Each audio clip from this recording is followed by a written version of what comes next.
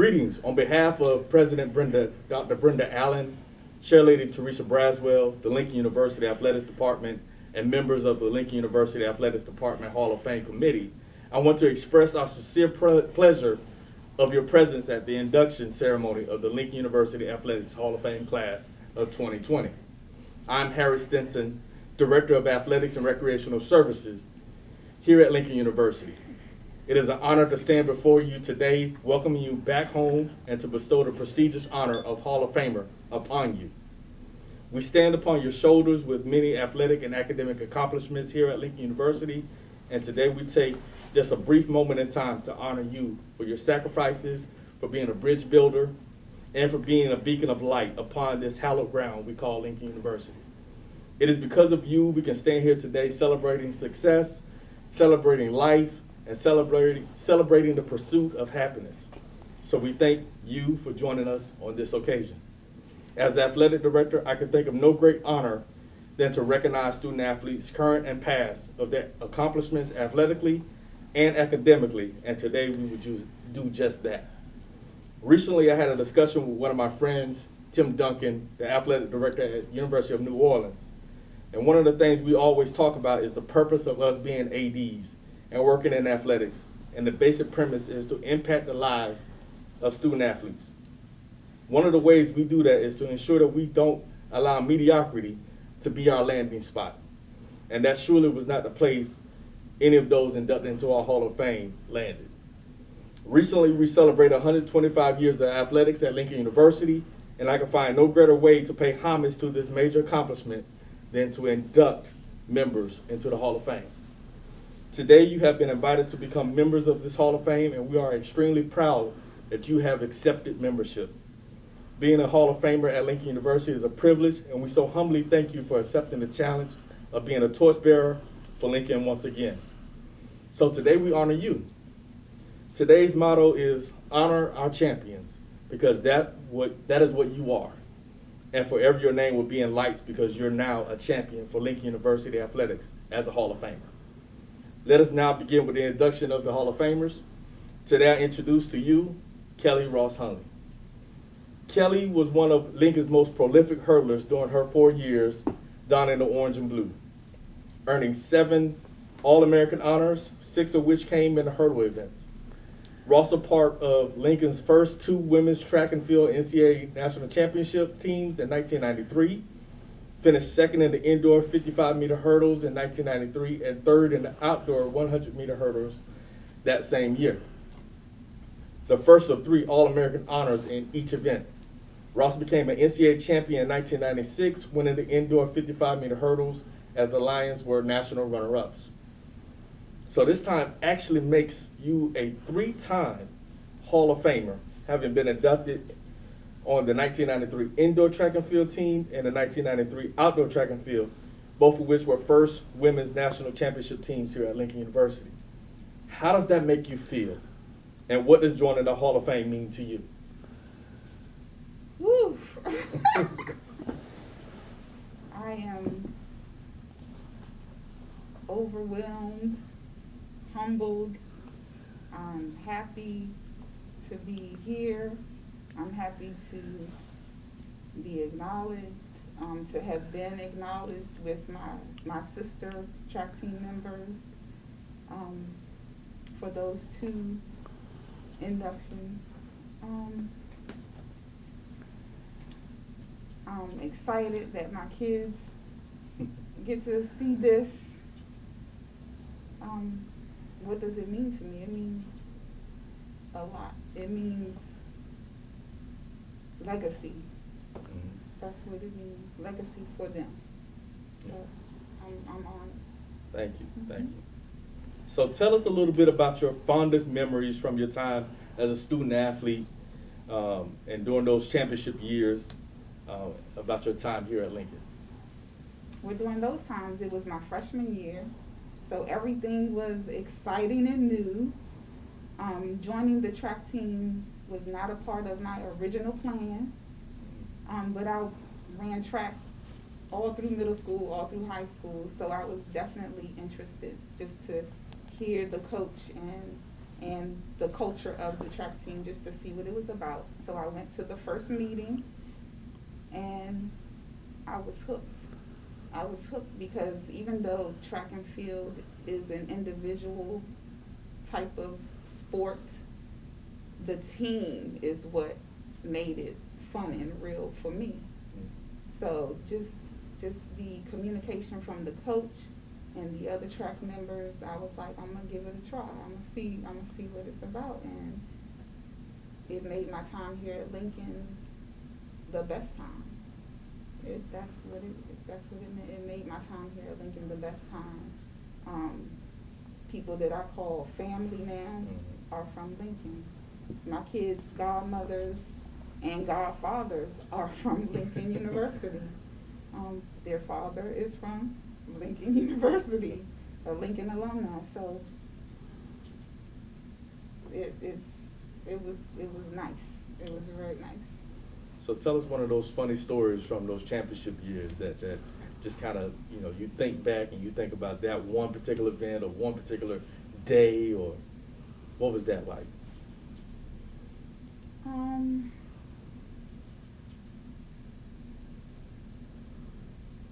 One of the memories, one of my fondest memories, I guess, is when I finally got my name. Because I'm sure, as you know, everybody on the track team receives a name. And I went a long time before I received my name. Wow. And it was at a big event. And it may have been one of the championship events right before I ran. I started crying. I started to cry, and Juan Edney, who was the assistant coach at the time, came over to me and had a talk with me, and it helped calm me. But it seemed like that's what I do. My nerves come out in my eyes. I would cry before a big event, and that's how I got my name. So that really stands out, because I was like, everybody else has a name and I hadn't gotten a name yet. So that's a fond memory. So for those who don't know, Coach Jones, who's the legendary coach, Hall of Famer here at Lincoln University, gave everybody in his program a nickname. And sometimes it was funny, sometimes it was after an event, or sometimes it was just something that reminded him of you. Mm-hmm. So it took her a long time to get her nickname. Crybaby. Crybaby. So like I said, everybody had a different nickname, so that's a memorable thing. And he still knows to this day everybody's nickname. Yes, he does. Good, Yes, he good, does. good. So I'm a former hurdler like you, and everybody knows that hurdlers and 400 runners are the backbone of the team. Tell us about those relationships you built here at Lincoln and the lessons learned about leadership from Coach Jones and others on the team. The relationships that I've built. Like I said, my children's godmother, she was also a hurdler on the championship team, April Herring. She's my sister. She's my sister, my kid's godmother. Other relationships, even though I don't talk to all of the girls all of the time, when we see each other, the girls and the guys, we're like a family. When we see each other, it's a family. It's always love. It's always love. So those relationships are important, just in life, period. Bonds that have not been broken over time, because we shared some deep situations. We've been in the trenches. We've ran chocolate hills. We've sweat, thrown up, everything together. So those are the bonds that we have. What's the other question? About lessons learned in leadership from Coach Jones and others. Man. Some of the lessons that I've learned in the leadership of Coach Jones is being personable with the people that you are being a leader to. Whether it's your co-peers at work, you know, you represent and you are personable to them, and for whatever reason you get placed in that leadership just off of how you interact with them. And I learned that from Coach Jones. Very personable. He was the ear that you needed to talk to. He knew what to say, he knew how to say it, and he handled everybody differently. And that is something that I learned from him, for sure. Very good, very good. So you chose to attend Lincoln. What brought you to Lincoln, and what made Lincoln the right choice for you? When I was in high school, I wanted to go to an HBCU. Not really knowing what that meant. I just knew I wanted to be around my people. So Lincoln University was introduced to me by my high school track coach, Mr. Harvey, Coach Harvey, in Caroline High School in Virginia. What does it mean to me to have attended Lincoln University? Right. Oh my goodness. I have so much pride in my kids. They look at me like, okay, Mom, like, I have so much pride in where I went to school, because it is the first HBCU. And a lot of people don't know that. They think Howard is, but it's not.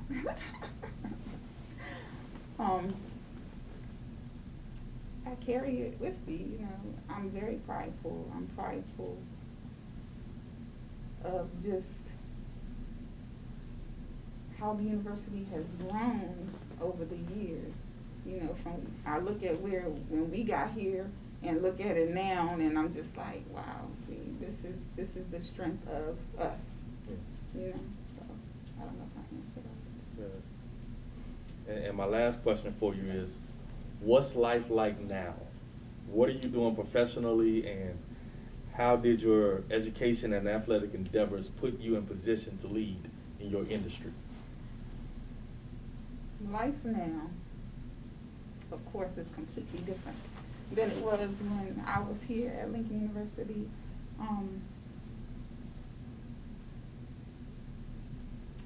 Say it one more time. What's life like now?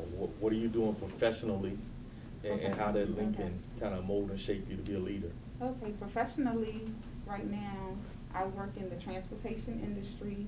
How Lincoln molded me to be in the leadership position that I am in there. I work as the records officer for the entire metro system for the Washington, D.C., Virginia area, the whole DMV, Washington Metropolitan Transit Authority. I am the records officer there. How did Lincoln mold me to be that leader? In every possible way. Lincoln helped me grow as a young woman into the woman that I am now.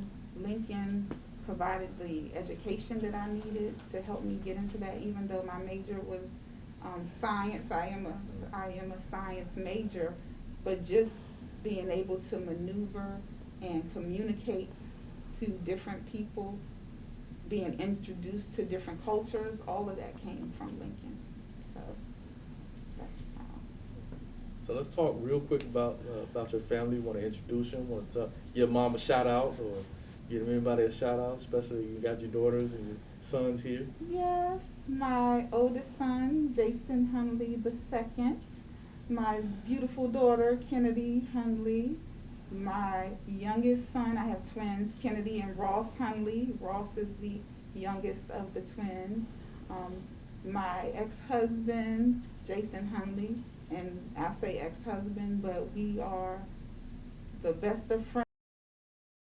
Our next inductee is Mr. Melvin Robinson.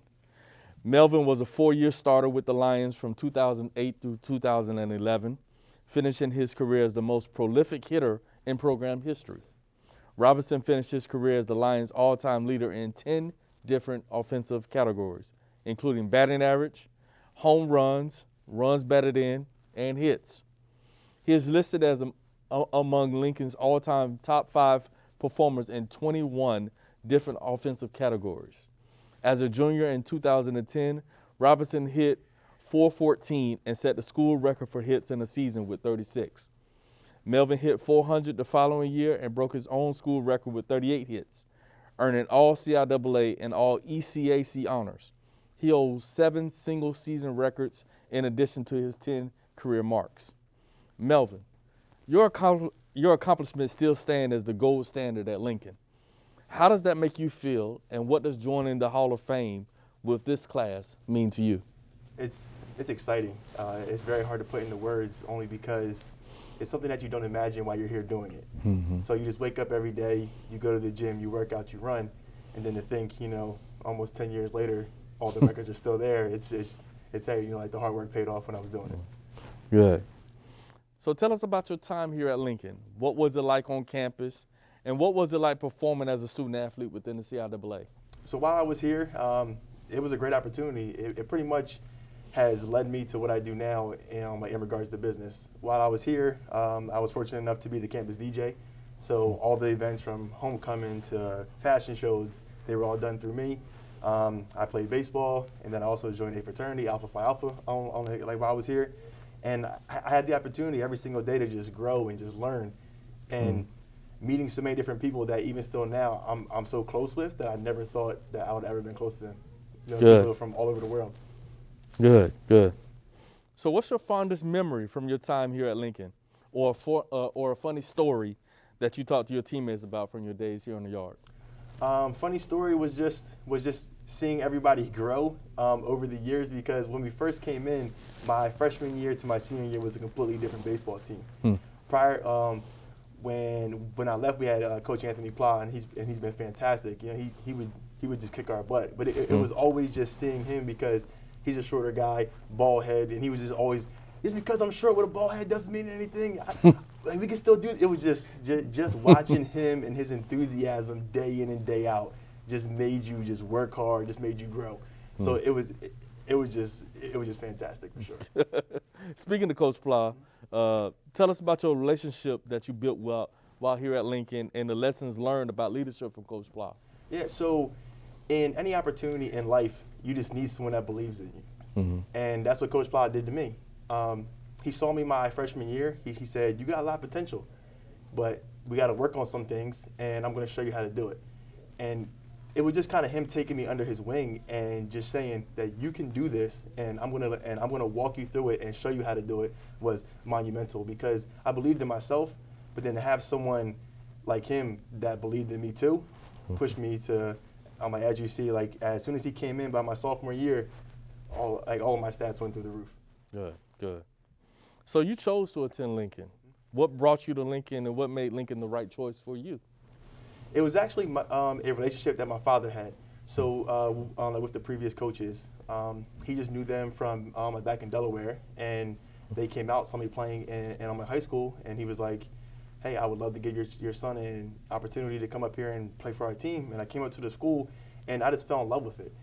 My freshman year is when I went into the library, into my Langston Hughes library, and then I was in the basement every day just reading. There was so many historical documents down there that before I came here, I never knew how important an HBCU was to the culture. But then when I came here and just learning and just seeing and having all the old documents down there, like old newspapers, and seeing that Albert Einstein came here to speak back in the day, like those things were things that I never would have thought would have crossed my mind about coming to this college. But I don't know, once I got here, it was I just fell in love, and you couldn't get me away from here. Good, good.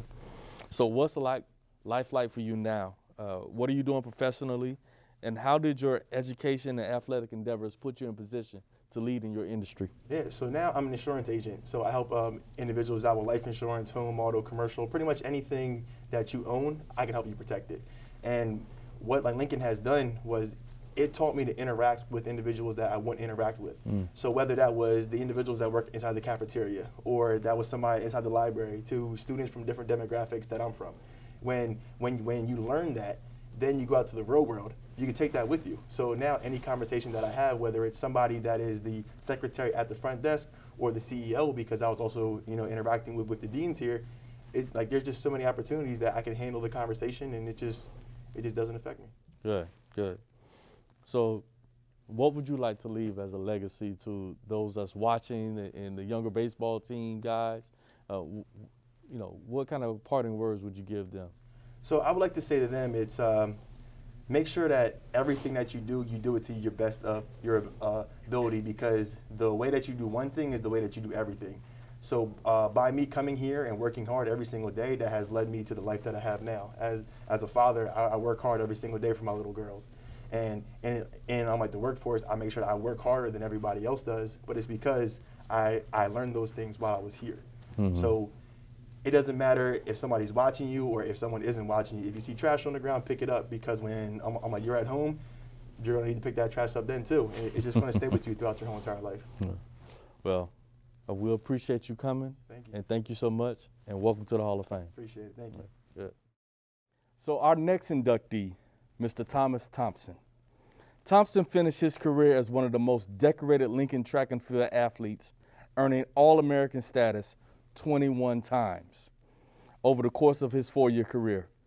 He was a 5-time NCAA national champion, capturing the outdoor high jump title in 1997 and 1998, the outdoor triple jump title in 1998 and 99, and the indoor triple jump title in 1998. He is Lincoln's outdoor record holder for all 3 jumping events, including long jump, high jump, and triple jump. And he also holds the Lions indoor record for the high jump. Thompson is one of only 10 athletes in Division III history to earn All-American honors all 4 years in the same event, both indoor and outdoor, and one of only 3 to accomplish these feats in the high jump. Thompson also was a 4-time All-American in the long jump, twice indoor and twice outdoor. He also earned All-American status as part of Lincoln's 4x1 relay teams from 1996 through 1998. So Thomas, your accomplishments still stand as the gold standard at Lincoln. How does that make you feel with still holding so many field event records at Lincoln, and what does joining the Hall of Fame with this class mean to you? Wow, very humbling. When you put it all into perspective, it's extremely humbling. I'm a little shocked that those records are still there. I've always been of the mindset that records are made to be broken, and hopefully someday soon someone will break those records. I won't be bitter about it. I'll be actually pretty proud about that if it does happen. I would say just a culmination of a lot of good coaching and a lot of good people around me allowed me to flourish here. Mm-hmm. It was an amazing experience my 4 years here. I wouldn't trade it for the world. Yeah, excellent. So tell us about your time here at Lincoln. What was it like on campus, and what was it like performing and getting the opportunity to go to the national championships all 4 years of your time here on campus? It's funny because when I got on campus, the mindset was national championships. It never was a time when I was on campus where we weren't slated or our goal wasn't to be national champions. It was the mindset, nothing less. And that came well before me. I was just fortunate enough to come at a time where we had a lot of individuals who felt that it was I wouldn't say destiny, but it was something that was just a foregone conclusion that we would be going and that we would be doing well. That was just the mindset that Coach Jones and our other captains had set up for us prior to me even arriving in campus. So once I got here, it was an easy transition for me, because the upperclassmen, they just, told me, listen, you want to be a champion, we got you. And then and from there it was easy. My freshman year I wouldn't say it was. I mean, I managed to get become an All-American my freshman year, but I did not do what I set out to do my freshman year here. And it wasn't because of lack of talent or anything like that. It was just, as a freshman, it was just very, very overwhelming being in that setting, and I was ranked pretty high there, but fate has other other plans for you. So, but after that first indoor season, I vowed to make amends for not performing the way that I did, and just kept my head down and just started to really grind. And I guess the rest would be, the proverbial history. But in between all of that, it was a lot of hard work and a lot of fun. Yeah. Our team, we were a family here. I mean, and I don't want to sound like it's a cliche, but it's true. We were indeed a family. Our brothers and sisters. It didn't seem like we had two different teams. We were all together, and we did manage to win some national championships together, Right. As one. So, yeah, it was an awesome experience. Yeah. Awesome. So, what's your fondest memory from your time here at Lincoln, or a funny story that you talk about with your teammates to this day? Oh, wow, there's a few funny stories, but I can tell you one funny story of me when I first came on campus. I transferred actually from Ohio State, and coming from a campus that size, it was a city within a city, and at the time I think it was the third largest student population in the country. So with that mindset, me coming to Lincoln and never seeing the campus, actually, never seen the campus, never been on campus, heard stories about it, and I remember getting to, it wasn't the Bursar's office, but I believe it was, what's the office next to Bursar's? The main. The registrar's Registrar's. office? So I get to the registrar's office, and Coach had, we got on campus. Coach takes me directly to the registrar's office. So get myself all registered. I'm not really seeing campus because, we just drive up and you really don't know. So I remember asking, I forget the lady's name, and, blaming on my head, not my heart. I asked her, I said, ma'am, do you have a map of campus? And she looked at me. And then I'm looking back at her. She gave me this perplexed look, and she says, come with me, baby. So she walks outside. She takes me outside, and she points. She says, that's Langston Hughes. That's the library. That's Freddie D. That's Mario Rivera Hall. That's all you need to know. That's your map of campus. So it was coming from that to this. I guess some people would think that would be, me moving down or taking a step down, but for me, it was me really elevating. Yeah. Because it was from the time I stepped on campus, it was just love. Love from faculty, love from student body, love from my brothers and sisters that ran track with me. It was just, and I didn't have that. And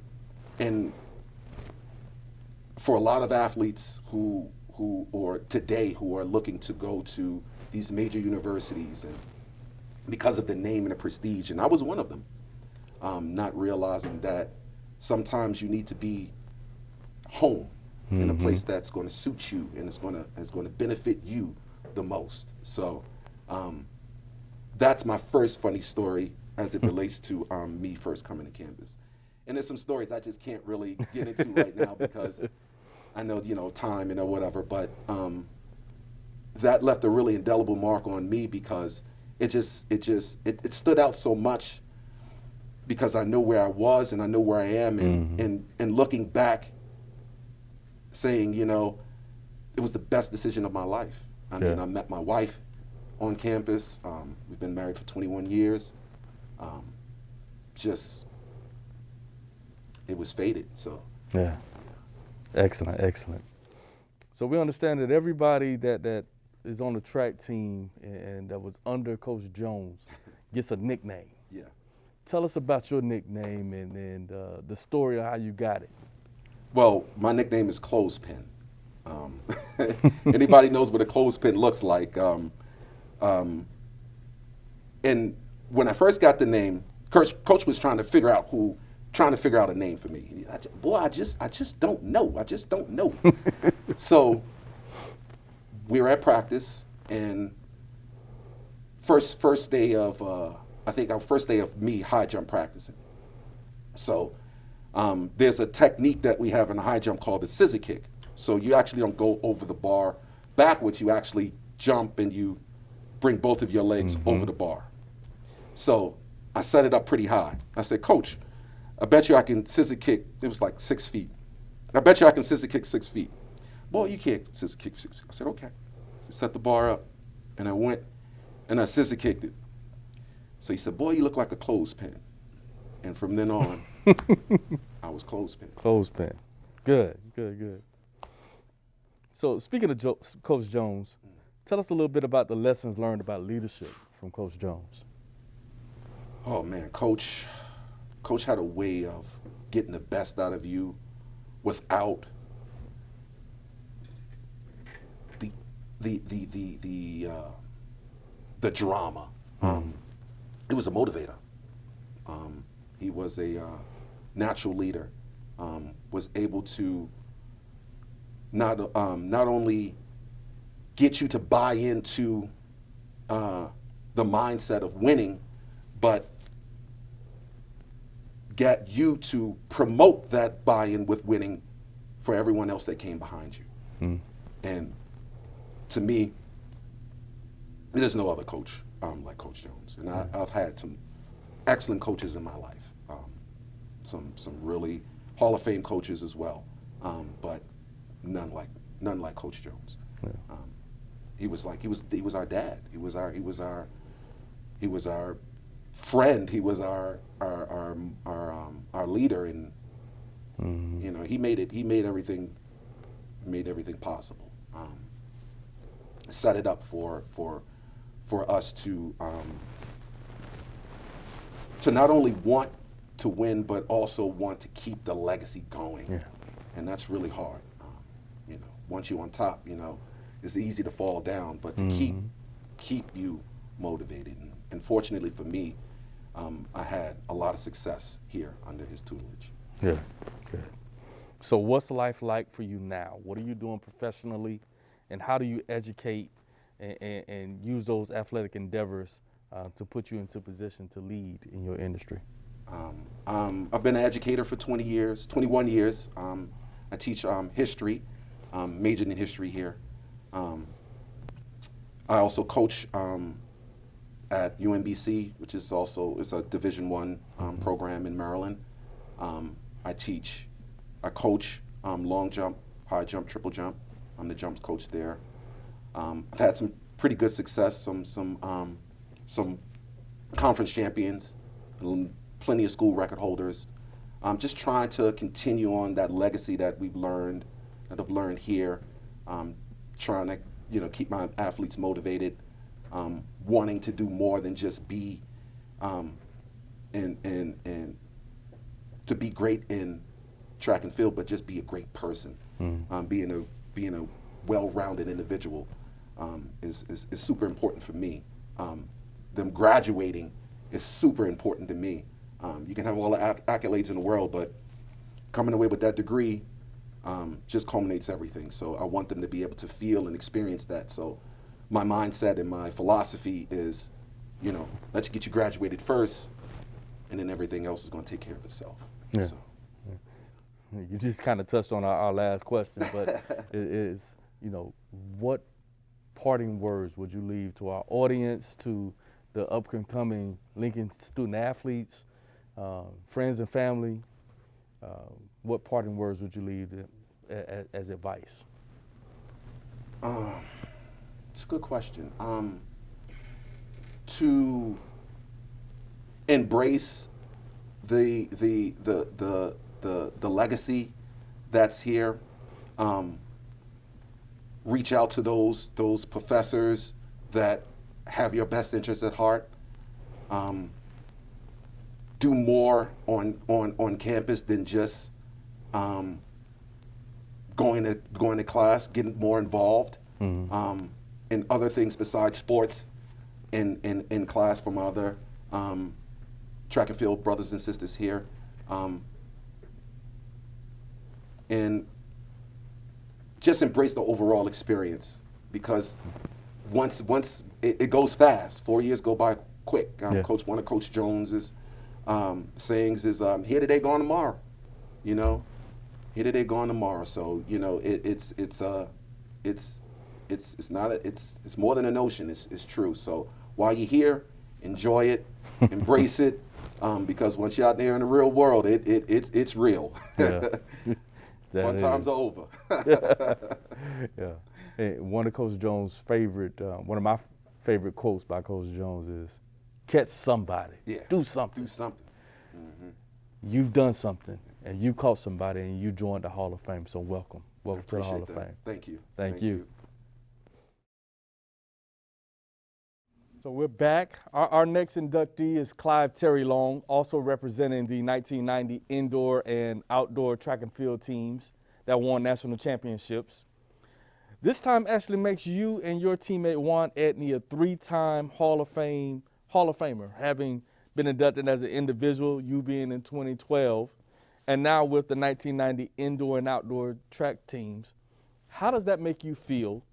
And what does joining the Hall of Fame again with this class mean to you? Made me feel great. I'm very excited for Lincoln University, the track program, the efforts that we put in, that is being recognized. Coach Jones as being the leader of that effort. And I'm excited about this. I'm excited that, not just myself is getting inducted as an individual, which I've gotten in 2012, but also that a team that come together, because what track and field is a team sport. So the fact that the team won the national championship and we are getting inducted, made me excited for myself and the rest of my teammates. Great, excellent. So tell us a little bit about the members of that team, and when was that aha moment at the championship when you knew you would win the indoor and outdoor championship? Well, the membership of the team was, we have great leaders on that team. I think, at that time as a youngster, I just wanted to do my part. I had 3 events to compete in, and I wanted to get as much points as I can, which is first place, getting 10 points. So I wanted to get as much points as I can for the team, and I wanted to make sure that everybody else, at that same standard, and that's what Coach Jones said for us. And I think maybe a ha-ha moment for us is when we realized before the 4x4 that we already have the championship in hand. So it was like, okay, just go out there, have fun, and win the 4x4 and just finish it off. So, but a championship, it's always a little bit scary because anything can happen. Somebody that's supposed to get first place could wind up with 8th place. So, it's a championship, so we just continue to push until the end. Right. And you were a freshman on those teams, right? Yeah, I'm a sophomore on those teams. Gotcha. Yeah. So tell us a little bit about the senior leadership. Well, the senior leadership was, you had Juan Edney, you had Elliott. At that time, you had James Bell, Arthur James. Oh man, we had a lot of great leaders on the team at that point, and a lot of guys that led the way. Victor Coulter, a lot of guys that I looked up to and was hoping that those guys would lead the way, and I just do my part. I wasn't at that point. I wasn't even stressing about anything because I know those guys are gonna do their thing. All I have to do is just pitch in my little part, and we'll be fine. Good. So wow, you accomplished a great deal while at Lincoln, both individually and a part of the teams. And your time propelled you to go on to represent your country of Jamaica in the Olympics in 1992 and 1996. What was that time like, and how did being on that 1990 championship team help you in your track journey? Well, that 1990 team helped me as far as the team aspect and learning to compete at a high level. It was interesting because we were at a small school, but we didn't compete against small schools. You know, Coach Jones wanted to compete against the big schools.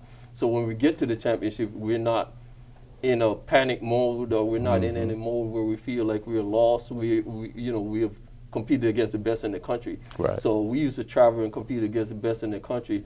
But for me, going to the Olympics, it was a little bit different because I was so young, and it was just like the first Olympics. And in my mind, because I'm so young, I'm gonna be in every Olympics. You Right. know, I'm gonna be in the Olympics till I'm 99. You know, but, you know, just being so young and the first time being there. For Coach Jones is a little bit different because he's more experienced. So you know, you could make one Olympic team and never make another one. Right. You know, but in my mind, oh man, this is my first Olympics. I'm on cloud 10. I'm beyond cloud 9. Because everybody at the Olympics is people that I see on TV, and I never thought I could get there. So those people that I see on TV is just like, oh wow, I'm here competing against these people I see on TV all the time. So yeah, for me it was exciting. I was excited for the program, and I wanted to, you know, represent well because I know I was the first to do it from Lincoln. So I wanted to represent well for the university, for my coach, for my teammates. I just felt like I wanted to represent well for everybody. Good. So tell us a little bit about the relationships you built while at Lincoln and the lessons learned about leadership from Coach Jones. Man, I have a lot of relationships. My teammates is like my family. They all my brothers and sisters. You know, the young ladies on the team. We can turn to each other for anything these days. We can turn to each other for support. We can turn to each other for a handshake, for a hug, for whatever we need. These days, and that started with Coach Jones. So the leadership I learned, from Coach Jones is that there's a lot of things out there that people take for granted, and you should not take something that God give you for granted. You should always take it and use it the best you can, until you can't use it anymore. And just hard work, the hard work that Coach Jones taught me.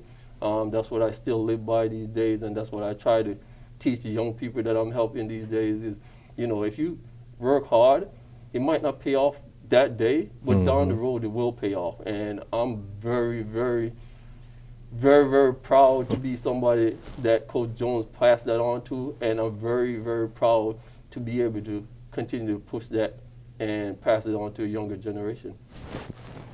So you chose to attend Lincoln. In your senior year, you was in Orlando, Florida.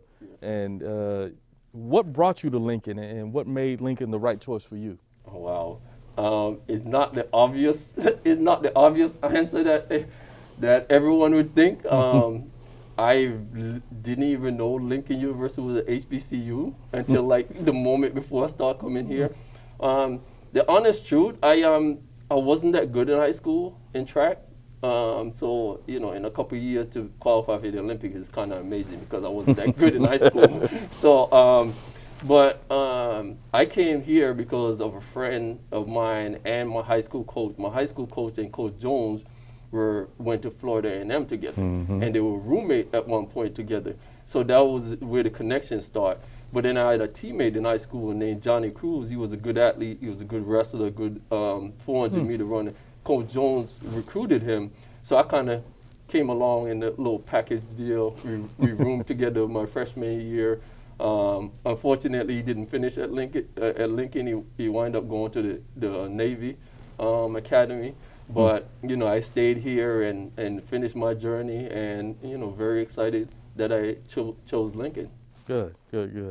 So what's life like now? What are you doing professionally, and how do you educate?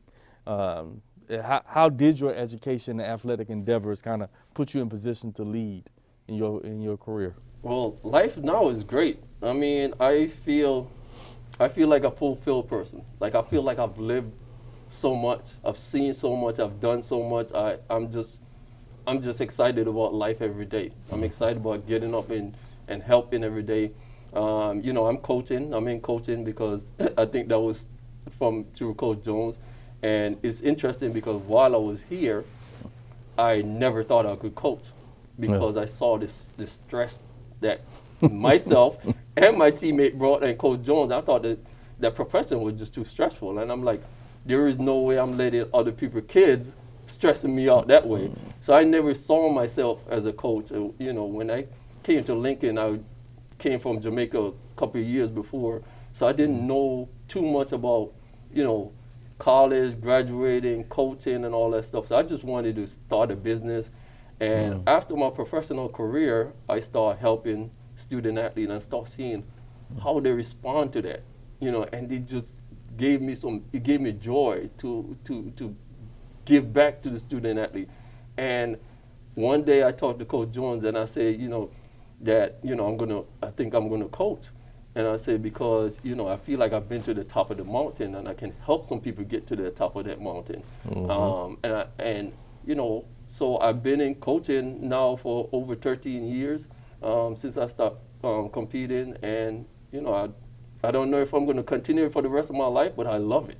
I love it because I love to see the development of someone coming in as a freshman, very naive, think they know everything, but don't really know anything, and then leaving there being very mature, ready to take on the world, ready for any responsibility out there in the world. That's what I love. That brings me joy. Just the end journey. The whether they make it to Olympics or not, because be honestly, it's only going to be a few that make it to the Olympics. Right. So whether they make it to Olympics, whatever their highest achievement that they want in life, academically, athletically, I just want to help them to get there. Yeah. Any parting words that you want to leave to those that's watching and those who are following in your footsteps?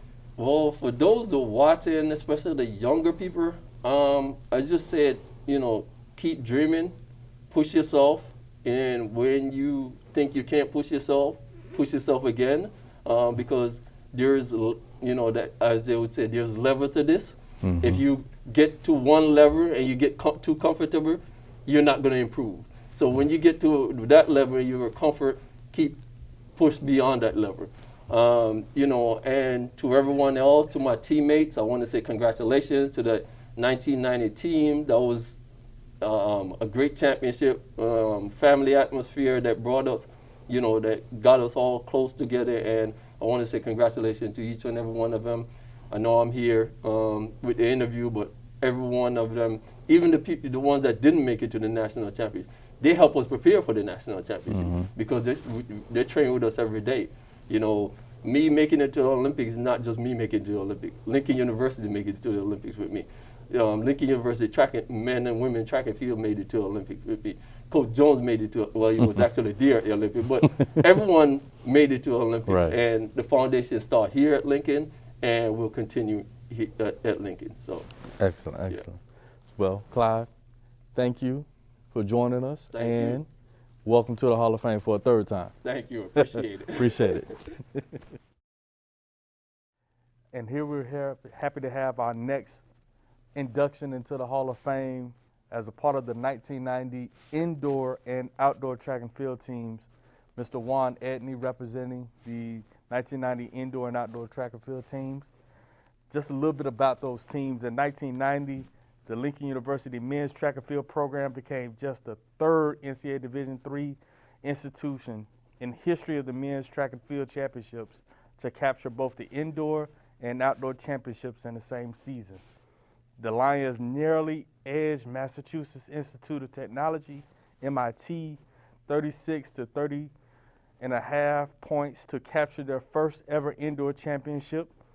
The Lions had just won one first place winner in the meet as the foursome of James Bell, Clive Terrellone, Juan Edney, and Lincoln Townsend captured the 4x4 meter relay. Half of Lincoln's 36 points were scored in one event as Victor Coulter, Shannon Flowers, and Mark Whitesett recorded a 2, 3, and 4 finish in the 55-meter hurdles. Lincoln also recorded a narrow win in the outdoor championships, defeating Wisconsin Oshkosh 49-45 to capture their second outdoor title. Mark Whitesett won the 110 meter hurdles, while the Lions again captured the 4x4 meter relay title with Vernon Miller replacing Bell in the rotation. Lincoln again dominated the hurdles with Whiteset, Flowers, and Coulter, all scoring with a 1, 6, and 8 finish at the 110 meter hurdles. The Lions also recorded a second place finish in the 4x1 meter relay, and 3 members of the 1990 championship team have already been inducted as individuals in the Lincoln Athletics Hall of Fame, and one of them is right here next to me, Mr. Juan Etney. He was a part of the 2016 class. This time actually makes you and Clive Terry Long's 3rd time as a Hall of Famer, having been inducted as individuals and now with the 1990 indoor and track and field and outdoor teams. How does that make you feel, and what does joining the Hall of Fame mean to you? Wow. Well, it's really honored. Never once I've ever thought about making a Hall of Fame in anything in life. But, you know, coming from the streets of Philadelphia, where, you know, we ran ragged, and when I got here on campus in '86, the '86-'87 year, and met a man by the name of Cyrus D. Jones, he kind of started talking about winning and a culture. You know, we saw that they had the 1985 championship team was walking around with jackets, and I'm sitting there looking like, whoa, how do we get that? And he taught us how to get it through hard work, dedication. You know, it's just something that's just second to none when it comes to, you know, talking about a mentor who can kind of get you out of your own way, which is kind of difficult. You know, me being a head coach now, and I deal with that now at Rutgers University in Newark.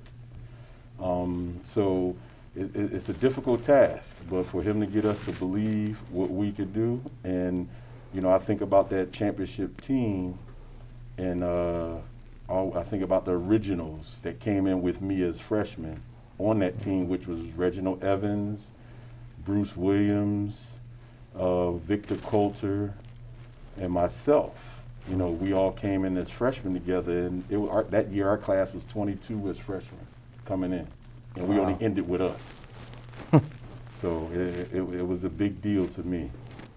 So this is an honor, and it's a big deal. Good, good. So tell us a little bit about your fondest memories from your time as a student athlete during those championship years, and about your time here at Lincoln. Well, I always say that when we got here on campus, it was always, we had some crazy ways about us. You know, how we did things, how we acted. And what Coach Jones did is he took us and he kind of molded us into, you know, taking that energy. Like my energy probably was always getting in trouble and fighting. And that energy had to be pushed over and say, hey, put that energy into your teammates and put that energy into leading them, you know, to become better athletes. And, you know, that's what it was. That's what I remember. I remember those days, even the nights after the parties here in the sub. We had our parties in here. And, you know, we used to always get in trouble and have to end up running hills, chopper hills. Sometimes he'd get mad at us and we run 8-mile loops.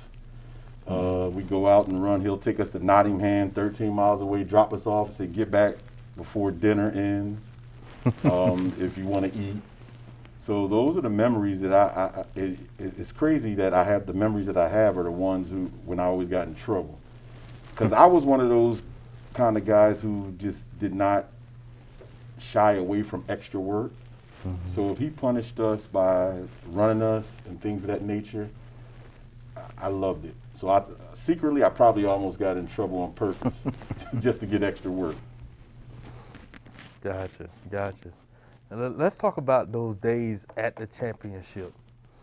When was that aha moment when you knew you would win the championship at both the indoor and outdoor? Well, that was the plan when we came in as freshmen. And we believed that we had what it took, having 22 kids come in as freshmen. We believe we had what it took to become national champions, whether it was indoor or outdoor. But, you know, being a young athlete, you don't take in account that injuries, some people decide to quit because they wanted to join fraternities. Some people flunked out of school. Some people got kicked out of school. So when it all dwindled down, the key was getting the right members together. And once we got that, the kids, like when Clive came the year after, and Vernon Miller transferred in from Albany, and Mark Whitsett, he transferred in from University of Houston. Lincoln Townsend, him and I, we ran club track in Philadelphia together.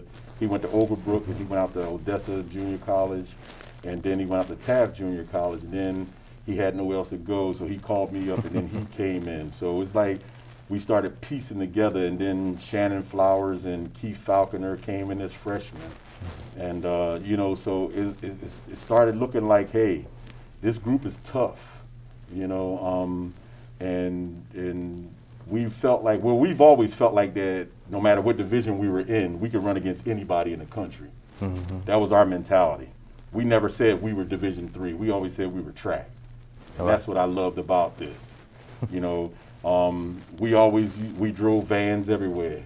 And we used to see people pull up on the bus and say, man, they in that nice, comfortable, big bus. Let's put their butts and send them back home. You know, and that was our motto every single time. So those are the memories that I have with, you know, with coming into that championship year, that we had the tools. We just had to make sure that everybody stayed healthy, and we did what we could possibly do to win this thing. So what about at the actual track? What was going into that, and what was kind of the energy at the actual track meet to say, you know what, we're doing everything right. We might win this. The way Coach taught us, it was always a business trip, no matter what. No matter what. When we got on that airplane, you had on your suit and tie. If you was a prep, which was a freshman, you had on your Burger King hat.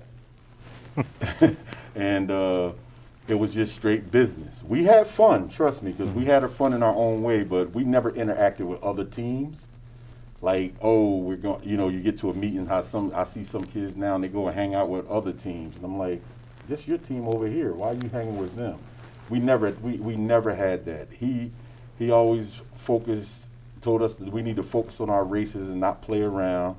And he led by example, because we saw him go to meets and he would speak to other coaches, but he wasn't hanging around them and, you know, being all jolly with them, because he wanted to beat and he hated losing. And that kind of rubbed off, you know, onto us. So that when it come to meet day, we walked in there, and when we went to practice at the facility that day, you know, everybody stopped. They could be doing anything, the pole vault, whatever, practicing everything. Everybody stopped to look at us. Because we would come off of that plane and go straight to the facility to pick up our package. So we still in our suits, in our hats. And so we felt like that kind of discipline, it put fear in them. And they looked at us and said, wow, we have to bring our A game to beat them. And it was only, I believe 12 of us at the most. I think the most we ever taken was 15 maybe. But most of those other schools, like Wisconsin lacrosses and things of that nature, they would have 25 kids to qualify. So Coach would always sit there and write up the numbers and say, hey, we should win this, or we should get points in this, or we should get points in that. And he almost every year to the number hit it. This is how we're going to win nationals. And and we all believed in it. Gotcha. So you chose to attend Lincoln. What brought you to Lincoln, and what made Lincoln the right choice for you? Actually, I did not choose to come to Lincoln. I wanted to go, you know, as young kids, you know, in your head, you always want to go big time and you always want to do something. But I broke my ankle my senior year in high school on Thanksgiving Day playing football. And I had two pins in a plate in my ankle. And so I felt like I was done, and I wasn't. So I missed the basketball season. I missed because I played basketball in high school, and then I missed the outdoor season, and I really missed the whole year because I had my cast was on my leg for at least 6 months. So, and the doctors at that time was telling me I could never run again and I could do that. So one thing you couldn't tell me what I couldn't do. And so I was sitting at home when Mr. Ernest Wilson, he was my club coach, and Steve Avant, they were saying, "What are you doing home?" And I'm saying, "What are you talking about? I can't, nobody want me. I'm damn as good as I probably can't run no more." They said, "Nope." He said, "Stay by the phone," because we didn't have cell phones back then. So answer that phone. A couple hours later, he said, and he said Cyrus Jones, but I didn't know what he said. He was like, "Yep, we coming up there." He said, "Can your mother bring you up there?" And I had a buddy of mine by the name of James Galbraith. You know, he wanted to go too because he wanted to come to college as well. And we drove up to campus. And we had our transcripts and everything and gave it to him. And I believe school was already started. It was already 2 weeks in session. And he left the office and came back. We got accepted. He told my mom, could you just leave them here and go and bring their clothes later?" And that's how it started. So wow. Lincoln kind of chose me a bit, and I still had that mentality that, all right, I'm gonna work and get myself better, then I'm gonna leave. But once you meet that man over there, Cyrus D. Jones, trust me, you ain't going nowhere. Gotcha. But we're gonna bring Coach Jones up in a minute and kind of get his take on these teams. But you know, what's life like for you now, and what are you doing professionally? You spoke about being a coach. Yeah. You know, how did your education and athletic endeavors put you in position to lead in your field? Well, first of all, I never thought I was going to graduate college, period. And I think I used to say that a lot to Coach Jones. I was the first in my family to ever come to college and graduate. And so I never thought I could do it. And I used to get in, trouble not going to class. So I ended up, graduating in 1990, and I had Dr. Farrell help me out a lot in the writing lab, the reading and writing lab. Then I used to go to the math lab a lot. Dr. Judith Thompson, and they all, Coach Jones introduced me to every last one of them, and they all helped and mold me. And then when I graduated, I still didn't know what I wanted to do. So I started working here. And I was in charge of Ashman and Rendell Hall for a year. Okay. And, also was an assistant coach with Coach Jones. And then I went down, then after that, I went down to the athletics full time. I left the dorms. And, I worked here for, 16 years. So 4 years a student, 16 working. And so when I left in 2006, I went to Delaware. I taught at Del Castle High School in Delaware. And I was actually the head coach there for cross country only. And then I moved over, and then for indoor and outdoor, I went to Hodson, and I was the head coach over there. And then a guy by the name of Mark Griffin called coach, because when we were coaches here, Mark Griffin was the head coach at Jersey City. He had became the new AD at Rutgers University in Newark, New Jersey. Okay. And he was just starting a program there, and we're Division III. And he asked Coach Jones if he knew anyone, and Coach Jones called me up, and I went up for an interview, and I got hired there in 2007. So it's going on 14 years of being the head coach for men and women track and field and cross country at Rutgers in Newark, New Jersey. So I live in Delaware, and I drive back and forth every day. Gotcha. Okay. Well, before we bring Coach Jones up, let me officially welcome you as a member of the 1990 indoor and outdoor track and field teams to the Hall of Fame. Coach Jones, thank you for joining us. Greatly appreciate you. So in this particular class, we have the 1990 indoor and outdoor track and field teams. We have individuals, Shauna Hardy and Kelly Ross, Kelly Ross Hundley that just joined. Thomas Thompson is joined. You know, how does that make you feel as the coach of those teams, for us to be inducting teams and individuals and everything that's all under you? How does it make you feel? Well, certainly it's a pleasure of me being here today. And as I look back many years ago at track and field and look at Thomas Thompson, Kelly Ross, Warren Edney, and many others, it was not me thinking about those kids going out to win. I thought about them being young men and women. But in thinking about them being young men and women, I also wanted them to be champions. So when I found out that those kids were so profound in doing their activities, and certainly in track and field, it was overwhelming to me, and I always thought it wasn't my doing that they were so good. I was just like the glue to keep them together. Very good, very good. Let's talk a little bit about that day, those set of days for those championships. You know, once we got to the track meet, I was so tense, as if I thought I was running. And I didn't want anybody to be late. If I told them when we were getting ready to go to the meet, we were going to have breakfast at 7 o'clock. I didn't want anybody to come down there 5 minutes to 7. I wanted them to be in that cafeteria, or let's get ready to get in the van to go eat. So that's how tense I was. And I wanted them to feel the same feeling that I had. When we went to the track meet, and I walked into that arena, and before we walked into the arena, we all had to come together in a group. And we prayed, just a couple of words, and I let them know how I felt and what I wanted them to do. And when we got at the meet, again, every event I had already studied about where we were going to pick points up. Mm-hmm. And at the meet, again, it was close. Sometimes we would not do well, and I would get so angry.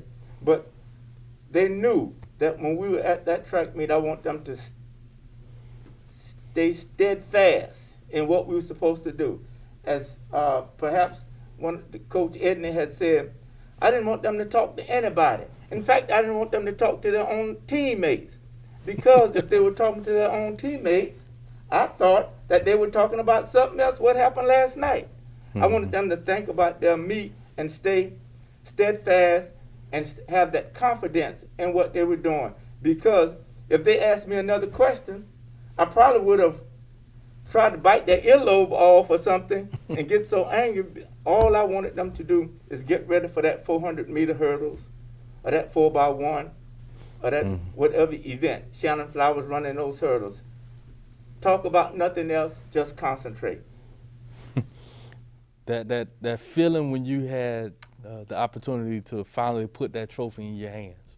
Talk about that feeling that you had at the championship. You know, after winning maybe in 1990, and that 90 group, they were such good groups that I think we won back-to-back 3 times, I think, in a row. And I was always asking myself, Cyrus Jones, you didn't do that. How did these kids win?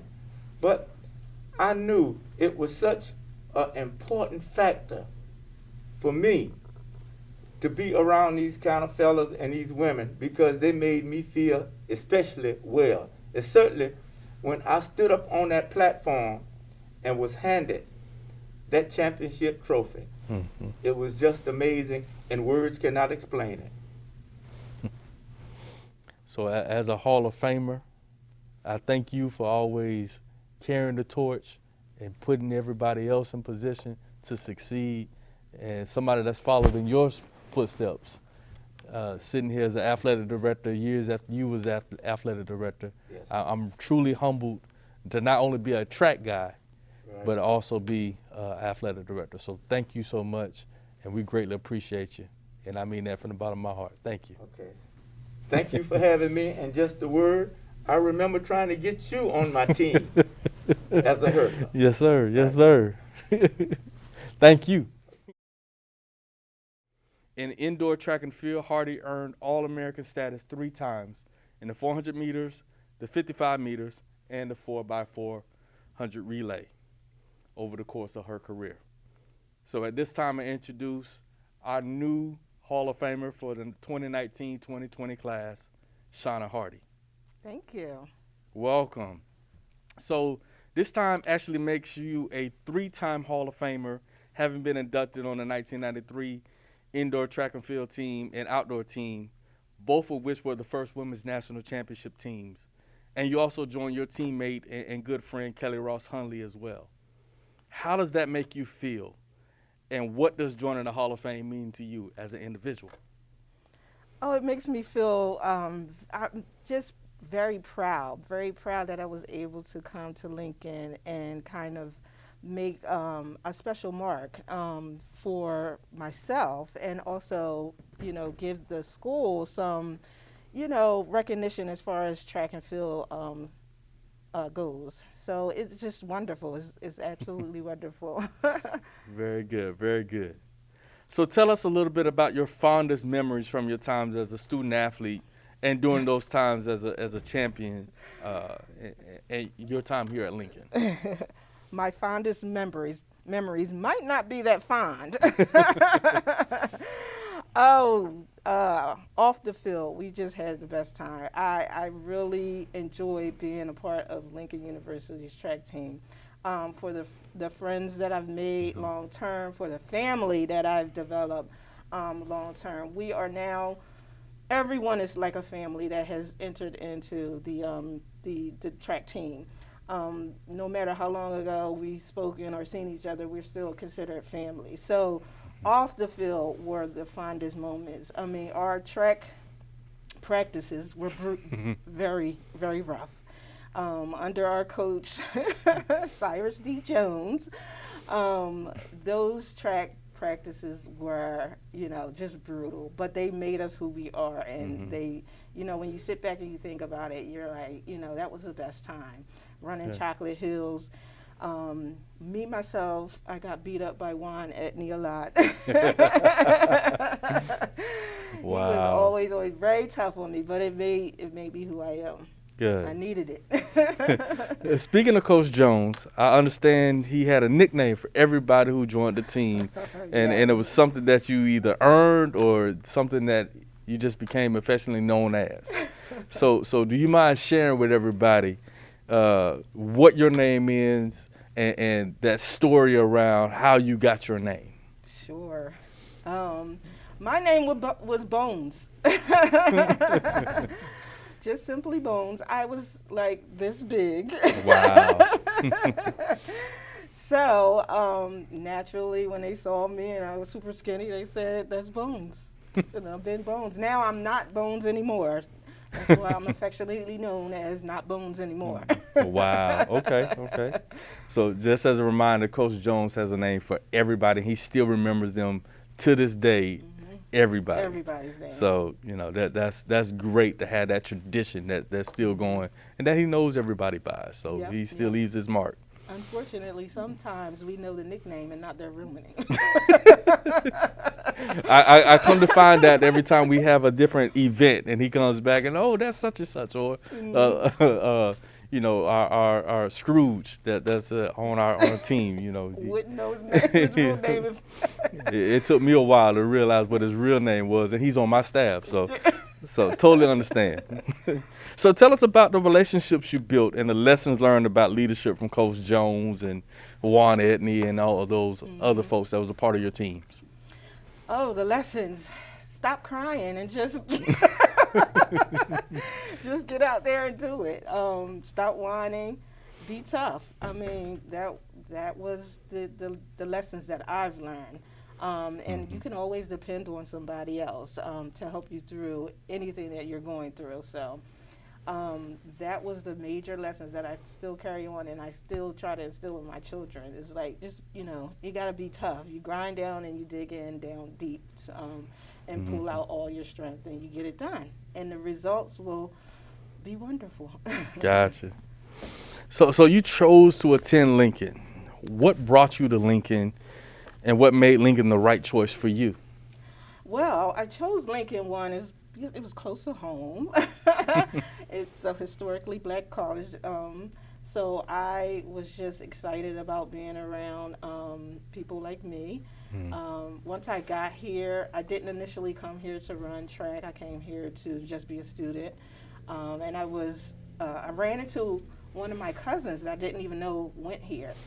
And so we were talking about track, and I was talking about my times and what I was running in high school, and he was like, "Oh no, you should join our track team." And he just dragged me to Coach Jones. And I was like, "No, I don't want to run track. I just kind of want to be a student right now." And they were like, "Nope, we're going to help you. Make sure you get your student athlete on." And I just started running from there. Gotcha. And run you did with being a 13-time All-American. What was that like, to be an All-American and to stand and represent Lincoln? What was that like for you? It's crazy. My mom always said, "You are fast, you should run track, you should do this," since I was a small child. My mother was a great athlete as well. So she always knew that I should run track. And when I got to Lincoln, when I decided to come to Lincoln, she said, "You're going to make your mark here at Lincoln." And she was absolutely right. I did, what I came for, what I was supposed to do here at Lincoln. So I really enjoyed coming to Lincoln. I would do it. People ask me, would I do it all again? Would I choose a different university? And I said, no, I absolutely would do everything again. Maybe some things differently. But, I would absolutely come to Lincoln again and do everything. Okay. Very good. So what's life like now? What are you doing professionally? And how did your education/athletic endeavors kind of lead you down the path to position you for leadership in your industry? I have a degree in psychology.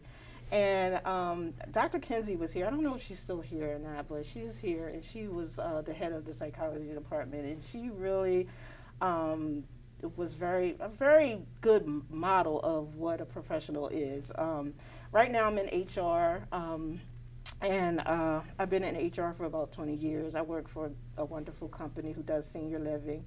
And being able to understand how people think and understand how people operate helps me to excel in my job now. So being in HR, I don't know if you know much about what we do, but we are there to solve problems. We're to help people to be able to do the best that they can in their work environment. So understanding people, understanding how people operate, and being able to motivate people to do the best that they can helps me to be able to excel.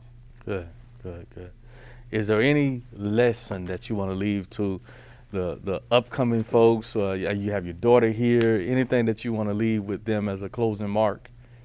Yes, I do. Never, ever give up on yourself. Never, ever count yourself out. The worst enemy is yourself. And when you get past your self-criticism or your self-doubt, you can be just as wonderful as you're supposed to be. So celebrate yourself. All right. Well, very good. And we thank you and welcome to the 2019-20 Hall of Fame class of Lincoln University Athletics. Thank you. Appreciate it. Appreciate it.